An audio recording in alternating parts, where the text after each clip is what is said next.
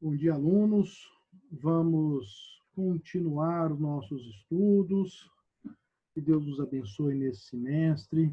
Que nós possamos ter saúde, né? E concluir nossos estudos com perseverança, com dedicação, até o final desse semestre, né? Sejam todos muito bem-vindos. Vamos começar a nossa aula de hoje falando um pouquinho do assunto que tivemos no semestre passado, que foi briófitas, né, plantas. Falamos um pouquinho sobre as partes gerais das plantas, né, característica geral, a parte de fotossíntese, né, e entramos nos grupos. Só lembrando vocês, nós temos aí 4 grupos de plantas, né, briófitas, pteridófitas, gimnospermas e angiospermas, né. Esses são os 4 grupos. Começamos a aula passada, no semestre passado, a falar sobre briófitas, né. O termo briófita vem do latim, que brion significa musgo, que é a espécie tipo desse grupo de organismos, né? Nós temos os musgos, os antóceros e as hepáticas, mas a espécie mais comum é o musgo, né? Que dá nome ao grupo. O termo brion significa musgo, né? E o termo fita, né? O termo fita significa planta. Então, briófita, planta, musgo. Esse é o nome do grupo briófita, né? Então, nós temos aí as briófitas em gerais, que correspondem os musgos, antóceros e hepáticas. Como você pode ver na figurinha aí, nós temos aquele tapete verde que nós encontramos em muros, calçadas, caule de árvores, né, rochas, né, bordas de rios, né, lagos, essas pedras cheias desse tapete verde. Esses são as briófitas, são os musgos, né? Então, nós temos aí as briófitas, né, deixa eu tirar essa barrinha aqui. As briófitas são plantas, primeiramente, como característica de transição de ambiente aquático para o ambiente terrestre. Antigamente falava muito que as briófitas seriam os anfíbios do reino vegetal, né? Vive tanto em ambiente aquático quanto em ambiente terrestre. Por que falamos isso? Porque a planta ela coloniza o ambiente terrestre, mas essa colonização é restrita a ambientes próximos à água, né? Então, briófita precisa de água, tá? Toda planta precisa de água, professor, mas no caso da briófita, além da água para a homeostase dela, ela precisa de água para o processo reprodutivo. É por isso que ela se desenvolve apenas próximo a regiões e aí, úmidas, né, com bastante água. Por quê? Porque ela precisa dessa água para a reprodução. São plantas que não possuem tecido verdadeiro. Então, elas não possuem raiz verdadeira, não possuem caule verdadeiro, não possuem folha verdadeira. Então, se você colocar aí, ó, briófita não possui raiz. Tá? A absorção de água ocorre por toda a planta. Toda planta. Essa planta ela não tem cutícula protetora, né, impermeabilizante. Então, ela absorve água pelos rizóides, pelos cauloides e pelos filídeos, que nós chamamos assim, né? Nós chamamos nem de raiz, nem de caule, nem de folha. Cauloide, filídeo ou filóide e os rizóides. Ela absorve água por todo o seu corpo, né? Então, a absorção de água ocorre diretamente através da superfície do corpo da planta em si. Tá? Falamos aí que as plantas apresentam 2 fases adultas, uma fase gametofítica e uma fase esporofítica, né? A fase duradoura nas briófitas, predominante nas briófitas, que nós encontramos durante todo o período de vida do organismo, é o gametófito. Tá? Então, o gametófito é a fase duradoura, né? E a outra etapa adulta, que é o esporófito, é uma etapa efêmera, temporária, transitória, né? Ela cresce, se desenvolve, reproduz e morre rapidamente. Então, a absorção de água ocorre por todo o corpo da planta, o gametófito, né? Em contato com o substrato, ocorre a fixação da planta, que ocorre pelos rizóides. Ele não tem raiz, tem rizóide. A fixação da planta ocorre por essa estrutura. São vegetais que não apresentam tecido verdadeiro, como eu já havia falado, mas possuem células clorofiladas e fazem fotossíntese normalmente como toda a planta, né? Então, são autótrofos fotossintetizantes, né? Como não tem tecido verdadeiro, nós falamos que o corpo desse organismo é formado por um talo. Tá? Então, são plantas talófitas. Tá? Talo é aquela estrutura que você não diferencia, nem raiz, nem caule, nem folha. Então, você olha para a estrutura, você não consegue diferenciar raiz, caule e folha, então nós falamos que é um talo. Tá? Então, são plantas talófitas, assim como as algas são talófitas. Né? Essas plantas são avasculares, não possuem tecido condutor de seiva, por isso o tamanho dessa planta é limitado. Esses organismos são de pequeno porte, podendo chegar até 10 centímetros de altura, no máximo. Mas na sua grande maioria nós temos lá 1,5 milímetro, 2 milímetros, até 5 milímetros no máximo. Então são plantas muito pequenas. Por quê? Porque não apresentam o transporte da seiva bruta, que no caso é água e sais minerais, por meio de vascularização. Tá? Então, a ausência de vasos condutores de seiva limita o tamanho da planta. Então, são plantas de pequeno porte e classificadas como avasculares. Tá? O transporte da água ocorre de célula por célula. Então, ele é um pouco mais demorado do que se tivesse um meio de condução, que é um vaso condutor. Por isso, a planta é de pequeno porte, porque como a água demora a chegar nas células, se ela for de grande porte, as células mais distantes, digamos assim, podem morrer por conta de falta de água. Né? Até a água chegar lá, a célula já morreu. Então, ela é de pequeno porte, que facilita também o transporte dessa água. Né?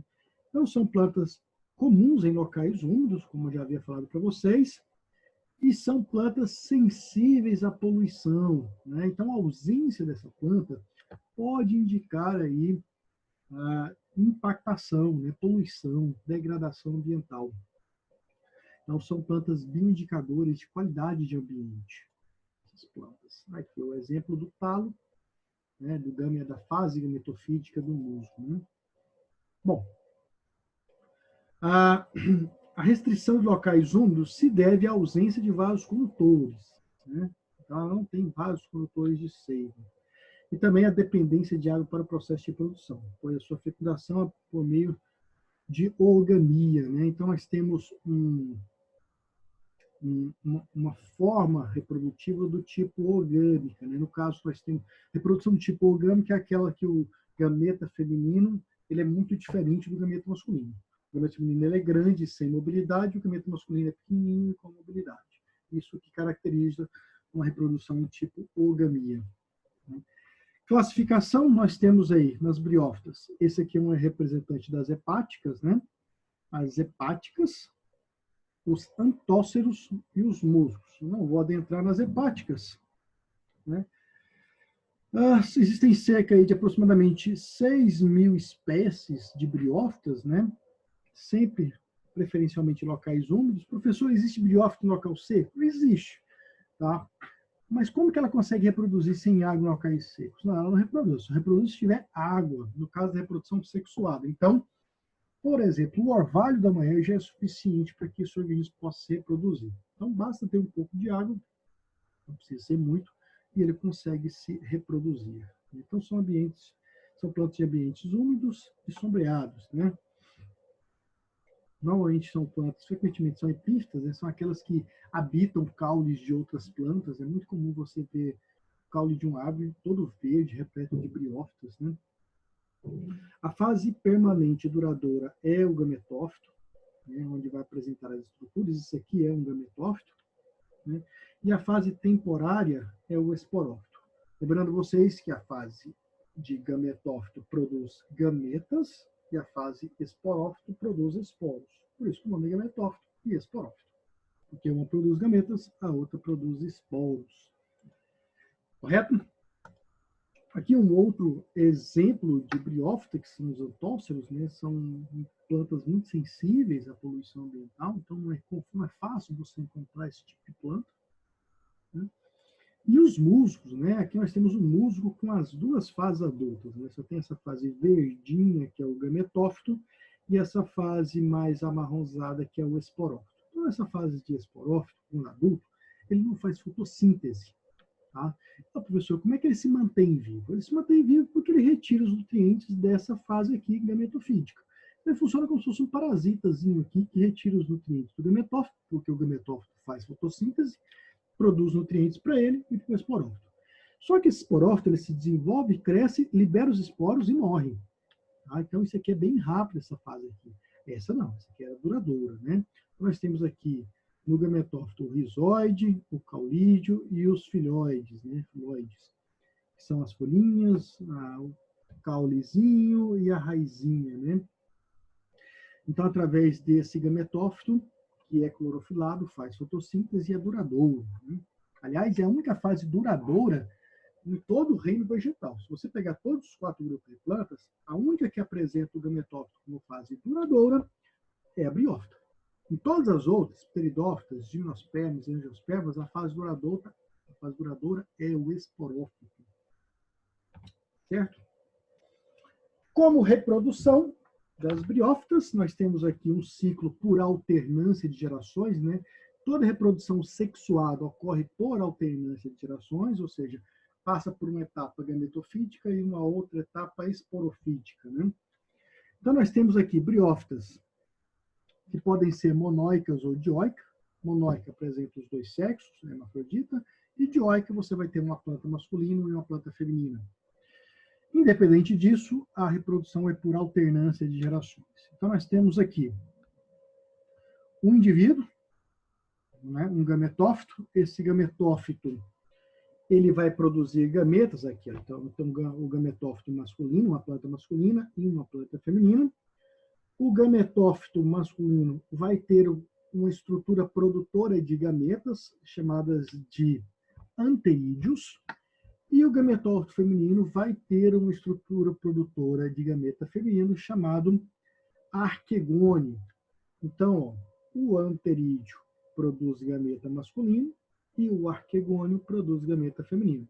Obviamente, o arquegônio só existe em plantas femininas e o anterídeo só existe em plantas masculinas. O anterídeo produz o gameta masculino, que recebe o nome de anterozoide, que é esse bichinho aqui, e esse bichinho precisa de água para poder nadar até o gameta feminino, correto? Então, por isso que essa planta depende de água para a reprodução, porque o anterozoide, que é o gameta masculino, ele não voa até o gameta feminino, ele nada até o gameta feminino.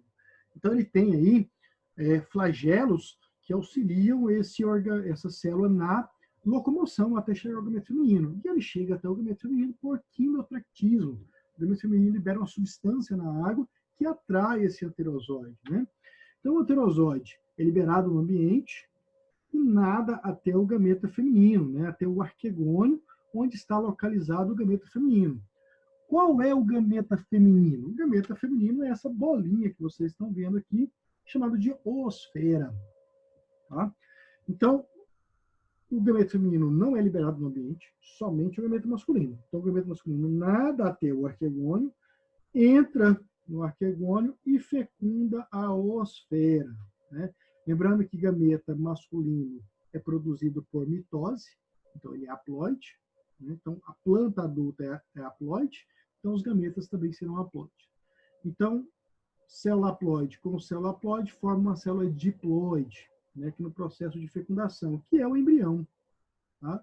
Esse embrião se desenvolve aqui dentro do arquegônio e se transforma em um esporófito adulto. Né? Esse esporófito adulto é formado por um pé, que é a responsável pela nutrição do esporófito, por uma haste, tá, que sustenta uma cápsula. A cápsula é uma estrutura produtora de esporos. Tá? Esses esporos são células reprodutivas que são formadas por meiose. Então, veja bem, gameta é formado por mitose, então a carga genética se mantém a mesma, e os esporos são formados por meiose. E aí a gameta, o gameta não, a célula reprodutiva, que é o esporo, ele reduz a sua estrutura genética. Então, ó, o esporófito ele é diploide, a cápsula diploide. Então, quando essa cápsula libera esporos, esses esporos serão novamente haploides. Tá? Então, há uma redução da carga genética na formação de esporos. Tá? Então, aqui na formação de gametos, a carga genética se mantém a mesma. Aqui na formação de esporo, a carga genética ela é reduzida de diploide para haploide. Esses esporos amadurecem e são liberados no ambiente. Então, a cápsula estoura e libera esses esporos no ambiente. Esses esporos caem no solo, caem em qualquer outro local. Se esse local for adequado ao seu desenvolvimento, ele vai germinar e vai, cada esporozinho desse que germina se torna um novo gametófito, completando o ciclo de vida, né? Por isso que nós podemos falar que esse ciclo reprodutivo aqui é chamado de ciclo haplonte-diploide, onde nós temos uma fase do ciclo onde o adulto é haploide e uma fase do ciclo onde o adulto é diploide. Por isso, o ciclo haplonte-diploide, ou alternância de gerações. Alterna um adulto haploide com um adulto diploide para completar um ciclo de vida. Ok, meninos? Essa seria a nossa aula sobre briófitas. Na aula passada, lá no mês passado, eu falei sobre a importância das briófitas também, né? Vale ressaltar aqui que briófitas formam um microecossistema para outros organismos menores, né? Servem de alimento para outros organismos, servem também como reserva de carbono, porque essas plantas elas absorvem carbono, né? Serve também como queima de combustível, né? Essas briófitas antigamente formavam uns tapetes muito grandes, esses tapetes eram usados, eram queimados como combustível. Algumas briófitas têm propriedades anti-inflamatórias e são usadas como medicamentos, né? E são usados no paisagismo também. Então, tem várias e várias utilizações para esses organismos, né? Um grande abraço a todos. Né? Fechamos nossa aulinha sobre briófitas. Próxima aula falaremos sobre pteridófitas. Um grande abraço a todos e até a nossa próxima aula. Ok?